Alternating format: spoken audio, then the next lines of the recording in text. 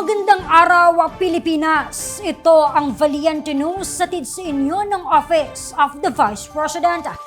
Patuloy na tinututukan ng OVP ang pagtulong sa Filipino entrepreneurs upang mas mapalago ang kanilang negosyo sa pamamagitan ng Magnegosyo Today program. Sa probinsya ng Cebu, kabilang sinutulungan ng programa ang isang hog raiser mula sa Barangay Siraw, Cebu City. Darito ang ulat ni Brian Latasa.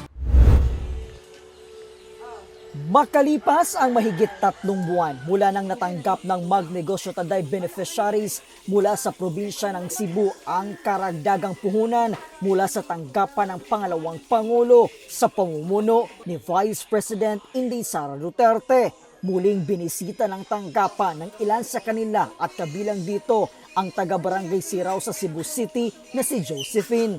Kuwanto nito, agad niyang ipinagbili ng mga pangunahing pangangailangan sa pag-aalaga ng baboy tulad ng feeds o pagkain ng kanyang mga alaga ang natanggap na 15,000 pesos bilang livelihood grant para sa kanya.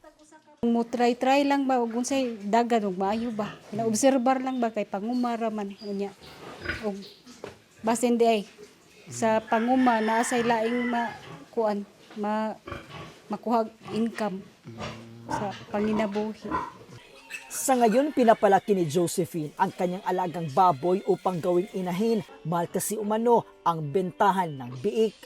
Malagin try kay may magdagan tong magbuhi og baboy mo try mi og kanang mag-anay. Karon gapaabot mi. Kano sana siya makuan excited na magpaabot. Unta mo mukuan siya. Mulambo na mudaghan.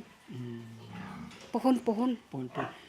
Para kay Josephine, malaki ang naitulong ng Magnegosyo Today program ng Office of the Vice President para sa makatulad niya na nangangailangan ng karagdagang puhunan upang mas mapalago pa ang pinasok na negosyo. Dako kay tabang kay labi na nang murag naluya na. Nung nagkaluya ng atong bulsa napunan. Nabuhi.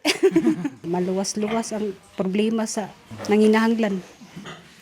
Sa ni Ma'am Vice President, daghan kayong salamat sa imong mga programa no naka-avail mi diri sa Barangay Siraw. Among iampo nga ang imong programa magpadayon. Daghan kayong salamat niya na naami kuan sa imong programa. Ika panghambog nga sa imong programa naagi day natabangan. Tinuod yun di ay. Naabot yun sa bukid. Wa palandunga ba? Sa ngayon, umaasa si Josephine na patuloy ang paglago ng kanyang sinimulang negosyo. Mula po dito sa Cebu City, ako po si Brian Latasa. Ang lahat para sa Diyos, bayan at pamilyang Pilipino. Valiente News.